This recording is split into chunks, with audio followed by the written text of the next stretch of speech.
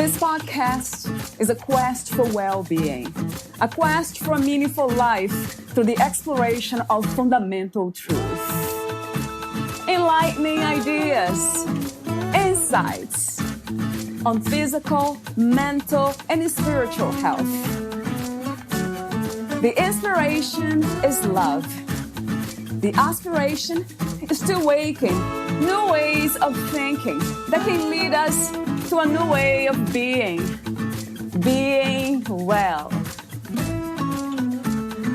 Welcome to Body, Mind, and Soul Healing Conversations.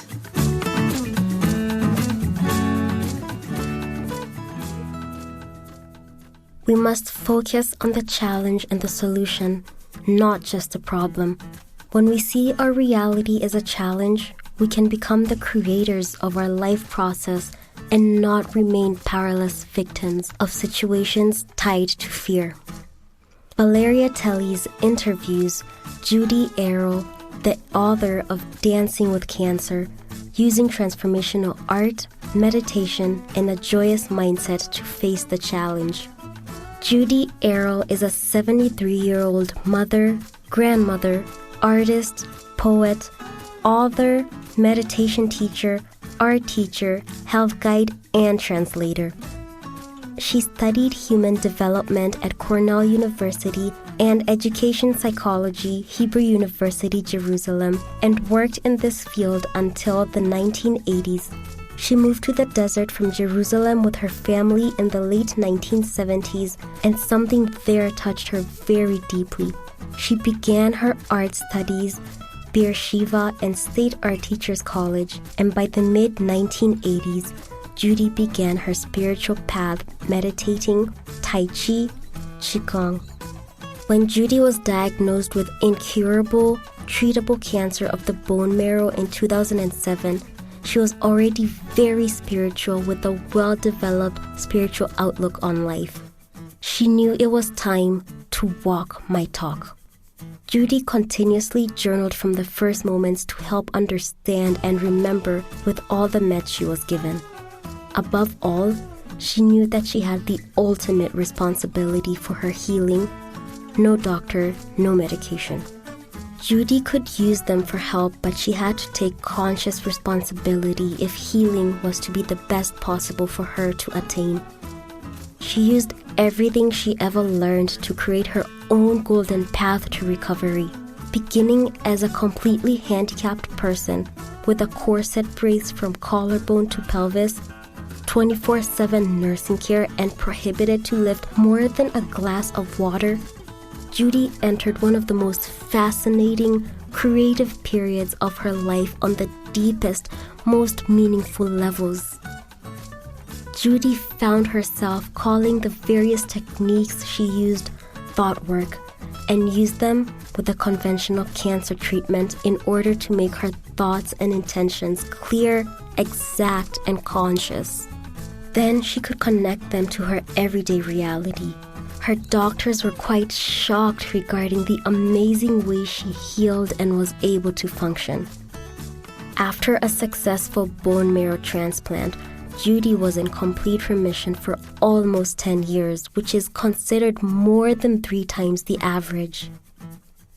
In 2009, she began providing guided meditations and mandala drawing activities in the hematology and oncology departments of major Israeli hospitals supported by the Roche Pharmaceuticals' Roche Lends a Hand project.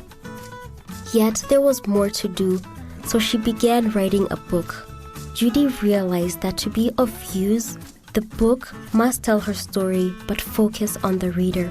She wrote Dancing with Cancer to offer guidance and inspiration not only to cancer sufferers as they undergo the various stages of treatment, but also to those supporting them, enabling them to understand better the experience of the cancer patients, as well as the possibilities of mind-body empowerment.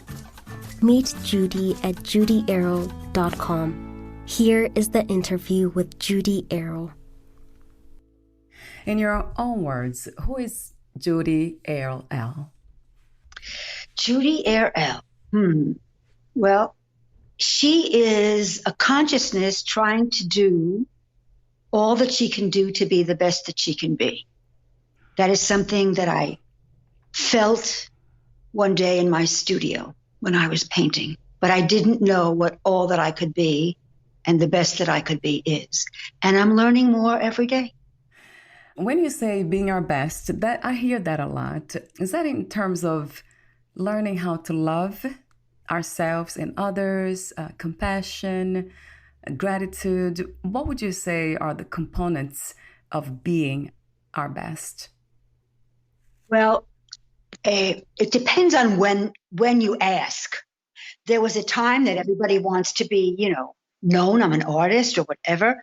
There's a time when I came down with cancer. Well, I wanted to create another situation. I wanted to create the health that I chose. And as I'm going through life and learning and in this process, there is the understanding that we all, each one of us, is going through a process of learning to be who they are or to see who they are and to learn to love themselves first. And then you can love another. And then you can have compassion. And then you can feel the true gratitude for just being alive and having this experience. And then maybe you can even see how this line of learning is not just from this life, but it's from all of your lifetimes. And we each are giving into the other a unity of creating a new human consciousness. That's what I've come to learn now. Yeah. Changing every day. Yeah, it resonates true to me, Judy. Yeah, this idea of going back to self, learning who we are, appreciating and loving ourselves unconditionally, and then expanding that love from that place. Yeah, that resonates true to me. My next warm-up question is about expectations from this life. What do you want from life at this time? My expectations right now are to release my expectations. Yeah. As much as I can, to keep myself tied into my choices, my intentions, where I place my attention, and how I create my moments. If I can release, and this I did in my book and through the time I was going through this very difficult cancer situation, I was tying myself to what's happening now and not tying myself to what I thought would happen. Because if I did, then I would be somewhere else. I wouldn't be in the now and I wouldn't be creating. So release expectations, but have the intention very clear and exacting. Right. So no expectations, but intention, right? Intention, attention, choices, and doing and being, mixing them. So spirituality, speaking of the present moment, being here now, I do hear that a lot. We all have been talking about this. Is that a form of spirituality or religious belief, or is just a truth about life? Well, I think I've been spiritual for almost forever. I like religion. I think that all religions have some beautiful things to them, but I'm not religious. That's what rules me. But if you don't connect to doing something and to acting it out, then you just words.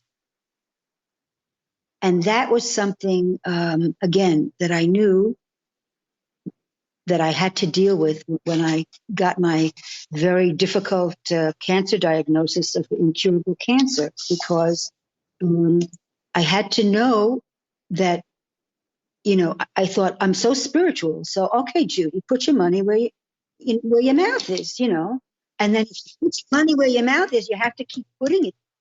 You can't just do it once. So that's what pushed me into it. And I think I was guided also. My guides were with me all the time. So being in the moment is a choice and also practice, right, Judy? Yes, completely. Completely. Because it's so much easier to blame something on what somebody did, or to worry about what's going to happen. Is it going to come back? What are my new test results are going to be? And you can be so much not in the present. It really is a very stubborn choice. You have to be stubborn to do that. That's a tough one. It's a tough practice for sure. I agree. What is healing to you? I think healing is finding the right balance, the right connection. Now, some people that I've worked with them and I've helped them reach a balance so that they could die. Because that's what was supposed to be done. I realized that. This woman I was working with every week all of a sudden said, you know what, don't come this week. I don't feel so good. And so I didn't come, and she died that week. And I knew that she wanted to let go, but she wanted to let go from a place that was high and not of suffering. So I felt very gifted that I was given this opportunity to help someone that way. So healing isn't necessarily living, but healing can help someone connect to the passion of life or the desire for life, and the kind of possibility of, balance is the word. Balance is the word, because that's what it all is about. Balance. Balance. Yeah. Wow. And balance, it's as a movement, right, Judy? Not a destination. Exactly. You have to keep flowing. You have to keep moving through this. And it's a wonderful thing. And if you let yourself stay in one place and hold on tight, then that's what the cancer is looking for. It sneaks back. It sneaks back in. And cancer is really, really smart, because when you get cancer, it sort of says, at least I heard it as saying, okay, baby, you can continue this way and, jump off, or you can change, decide. But this is the end of this is a roadblock here. And I accepted that as a gift, not as, I didn't argue with it. And it's not always easy to find the path to take. And I was very lucky. I was very guided in myself, and I got all kinds of instructions when I was in radiation. I would hear things, and then I would write some of it down. And so I was very, I wasn't alone. And I knew. And it was a very growing experience. It was an experience of growth and awe, to tell you the truth. Yeah, it sounds like a spiritual experience. Oh, for sure.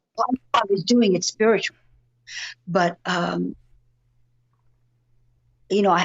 there are problems with that too, because this was in 2007, and it wasn't, at least in Israel, it wasn't, spirituality wasn't really in yet. Right. And so, I was, the tree hugger, but there weren't that many.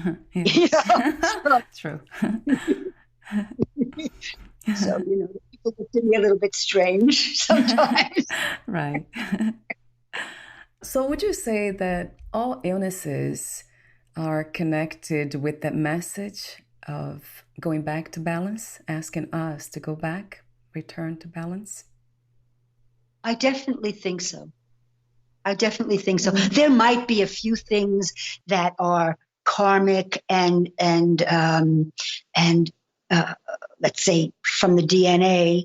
There are very few things that are strictly DNA, but there can be a few things, and that means sometimes we are there to help teach others or whatever, So that might not be something emotional, but I think that, as Louise Hay had said so long ago, that we have emotional situations that create imbalance and make the soft spot for some kind of problem to enter. And I let it enter into my immune system, into my bone marrow, which is one of the most inner places there is in the body, according to Chinese medicine and other views. And this is where you create the blood and you create your immunity. And Louise Hay called it the essence of life. The essence. So what do you do when your essence isn't balanced? Right. Wow. That's, yeah, it was fascinating. Yeah. Still working on it. Yeah, that's why it became for you a very profound spiritual experience, right? Because it was connected with the deeper parts of you, right? What do you think is the purpose of the human experience? To help the creator, the great creator, the central sun, the God, if you want to call it, or the total spirit of which we all have a part, to help the experience grow. And we have free choice. So this is what we are growing. We are learning what free choice is, and we are letting each cell and each atom that has a part of God in it, which they all do, and each thing communicate with the rest of nature, of Earth, and see how we'll get through this and how we can grow. I had an amazing experience in my garden where I was hugging my mango tree, and I felt, I didn't imagine, I felt the roots in my feet go down and connect to the roots of the tree. And we just became love together. It was fabulous. It was my lemon tree. My lemon tree. It was wonderful. It was fantastic. And it doesn't happen all the time. I touch trees, but that is amazing. Just once in a lifetime, that means it's amazing. So we have a lot to learn and a lot to give of ourselves to nature, to Earth, and to ourselves. Because we don't know how to love ourselves enough. My last warm-up question is about freedom. What is the meaning of freedom to you? What is to be free? To be filled with love and to release fear. Because if you're not afraid, what can happen? You can die? That's only good. Yeah. That's a return to balance, to ourselves, for sure. Great station, and move on. What's your problem? But yeah. So true. Wow, that's a powerful answer. One that's very, very, very, very true to me. Yes. Yeah. We are here. Yeah, it's all about love. I wanted to say that in Hebrew, it says it's written to love yourself as you love another. And that sounds, like first you have to love the other, but it's not. If you don't love yourself, then you don't know what love is, so you can't love the other. You can only love the other conditionally, so that they see you, so that they give you, so that they, whatever. It can't get close to real loving. And I have found that the more I've grown and the more I've been working on it, loving myself, the more I love my kids, the more I love so many things, the more love I can give to strangers. It's amazing. It's amazing. Yeah, it's truly amazing to be able to do that, to practice the depth of self-love. Yeah, it is miraculous to me. It's a miracle even to get to that point. I'm not sure if that's a destination either. How do we know when we are there finally, loving ourselves and accepting ourselves completely? I don't know if we can know. And we think that we're always being challenged by something else. And it can be just something little, like accepting our shadow part, and just seeing it and just saying, oh, okay, Jude, you really are more nervous than you let yourself know. You don't like being that way. So it's your shadow self, whatever. Go into your light self now, without judging yourself. And then it doesn't hurt to love, but it just shows you. It just shows you. So it's an ongoing practice and discovery, isn't it? It's a journey of discovery, for sure. And we have so much to do in our world because it's coming apart at the ends right now, that the more we do, the more good energy goes out and the more people will maybe turn for cooperation and unity instead of separation and fighting. Which goes back to the love and fear, right? Idea. Yeah. Yes. So you wrote the book, Dancing with Cancer, using transformational art, meditation, and a joyous mindset to face the challenge. Two initial questions. How did you become a writer, and what was the intention and also purpose of writing this book? How did I become a writer? Yeah. I wrote. All right. Simple as that. I've been writing poetry. I've been writing poetry for years. And because I'm living in Israel and I'm writing in poetry in English mostly, I never really went to do anything with it. But one great poetry that I wrote. And I've been doing it with my art. But I just started writing. And I started writing because when I was sick, I just described what I was going through because I couldn't move.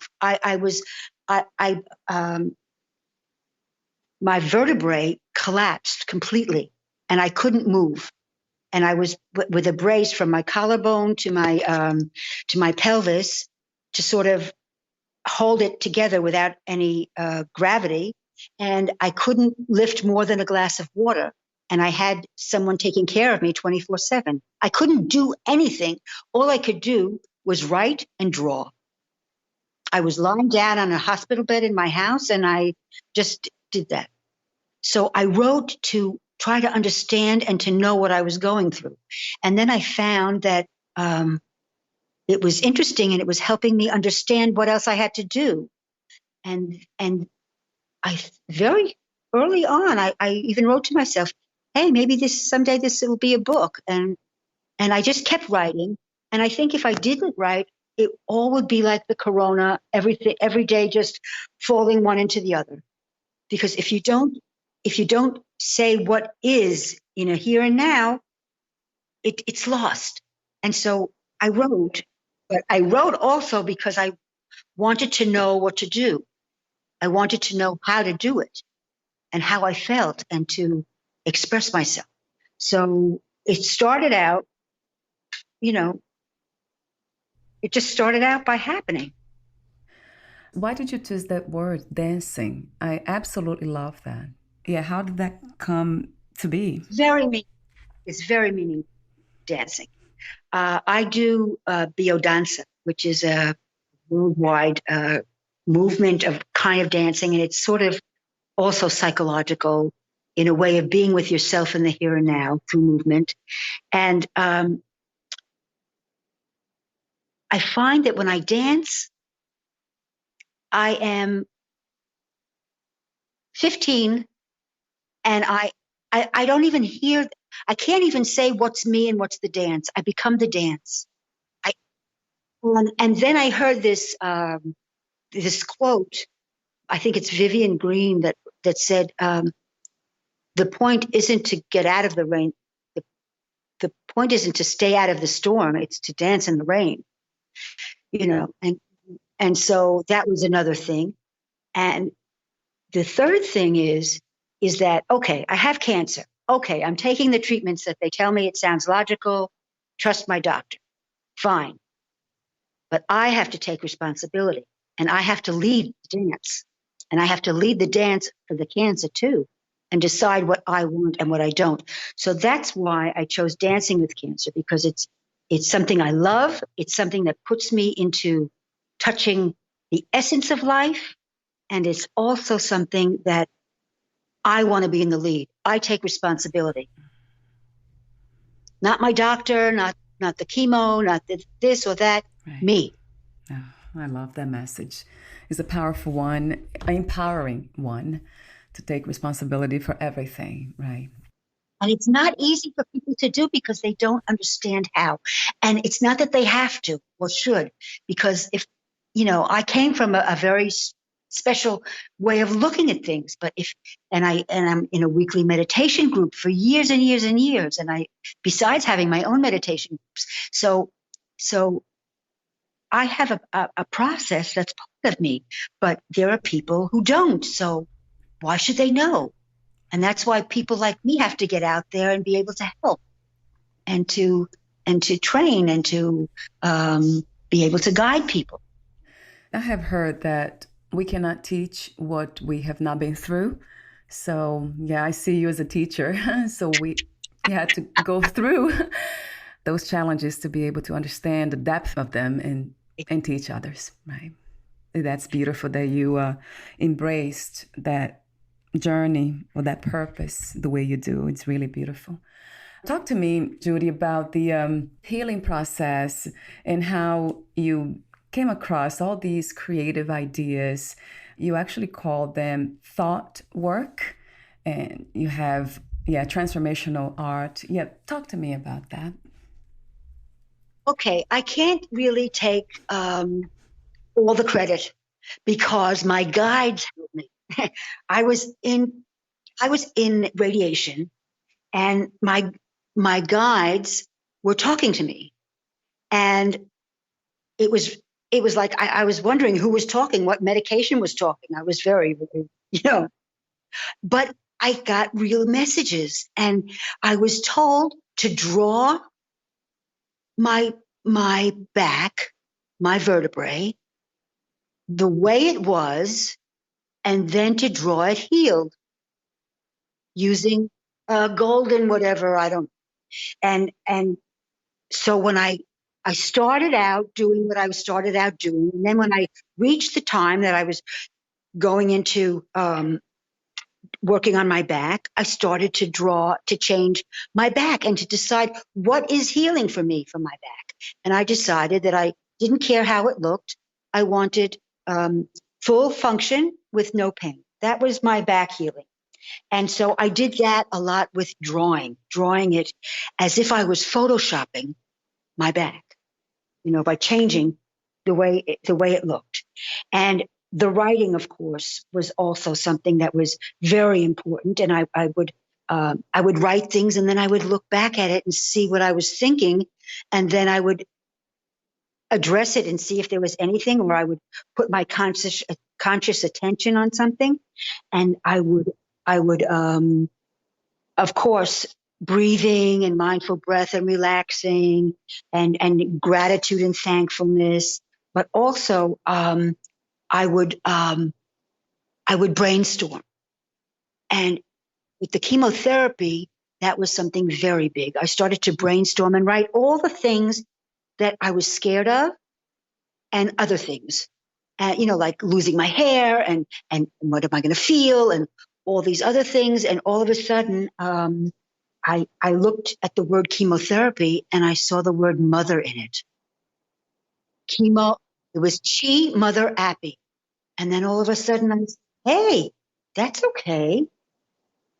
mother, I had a very good relationship with my mother. I loved her very much, and she loved me, and that was not a problem. So mother for me was a blessing.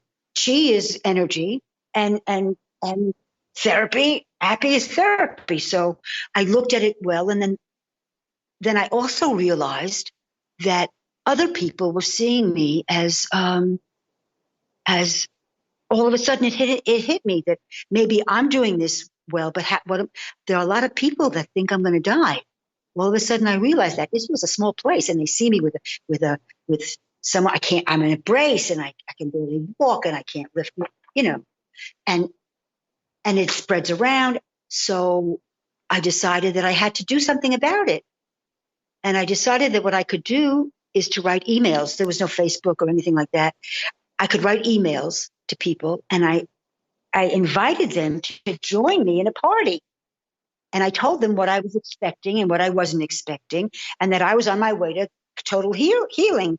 And I told them that there was going to be a lot of fun, and to envision me clicking glasses with my cancer cells, saying, "Good that you were here, even better that you're leaving," and whatever. And so the people who didn't understand spirituality just thought I was crazy, but they didn't think I was going to die anymore. Which is, a great thing. This crazy woman is going to do this. She's going to pull this off. And they still don't let me forget it. That's interesting. It's quite the opposite, isn't it, Judy? That's when you were the most lucid. Yeah. And there were so many other things that I did, and then I learned more things. And the law of attraction is so important. And Louise Hay was a good thing, because I read over things, and I checked, and I tried to go into myself.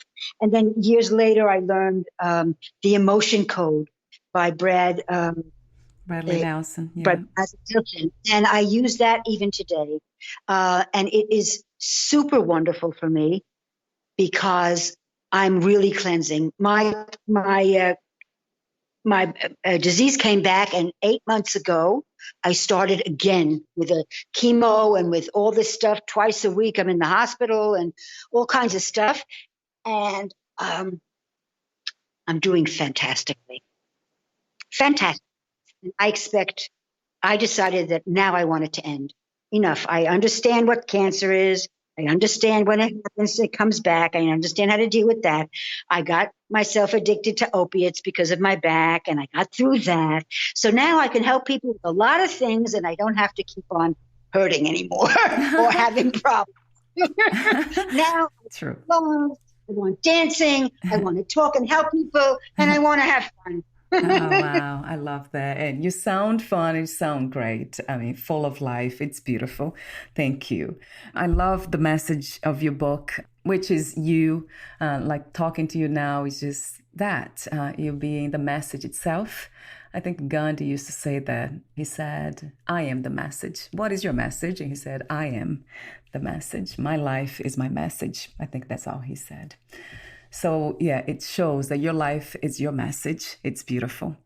We're almost at the end. I do have a few more questions for you, the ending questions, but I would like to just go through some quotes that I found in your book that beautifully said, true to me. You say, "When we see our reality as a challenge, we can become the creators of our life process and not remain powerless victims of situations tied to fear." And you also say, "We cannot worry and do something positive at the same time." So true. And I absolutely love all the practices that you have there in the book. Lots of them. Journaling, active gratitude, the mandala drawings is just beautiful. I love your art too. It's how you use the purple color a lot. That's connected to one of the highest energies, intuition. So beautiful work, beautiful you. Thank you for being that light to us. So I do have a few questions, but before I ask them, would you like to add anything or read a passage in your book? Well, it might sound funny. Yeah. I wrote this book for many years, And I wrote so much, and I wrote all kinds of things and my son said to me, Ma, you're not you're you're not Oprah Winfrey or somebody that people are going to want to read about. You know, nobody's interested in what happened to Judy Erel, but you have a story to tell. But you have to look at the reader and not look at telling your story as if that's no. The reader is your focus, and that was something that taught me a lot. That was something that taught me a lot because it means in many ways for all of us that we might have a lot to tell, but we have to understand how to tell it, how to say it. It's not a celebrity thing because we're not special. We just have an understanding that we can share and is worth sharing. And so the idea is to share it in a way that talks to the other person, where the other makes the other person want to hear it and hear it. And so that I still reverberates with me in thinking of how, of workshops and all kinds of things that will be coming up that are important, and how to organize them so that everyone can know that I'm not more special than anybody else that I did it. I just knew how, and I can teach that,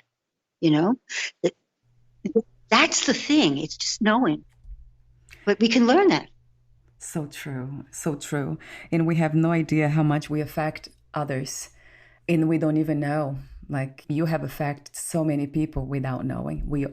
It's happening. It's like a ripple. So the intention is key. So I really love that you are aware of the intention of helping others by knowing yourself first and then passing that on. Thank you for the purpose and the intention.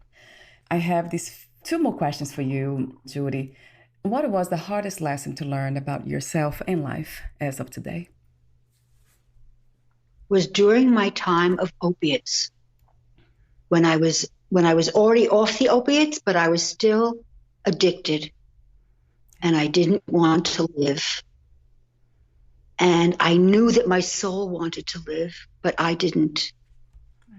And the hardest lesson was patience, to wait and to know that I had purpose and it would end, because I couldn't touch the joy of life. And it doesn't sound like I could be at that place because I'm not that kind of person. Right. Yeah. I was there. I was totally without any joy of life, without any sense of living.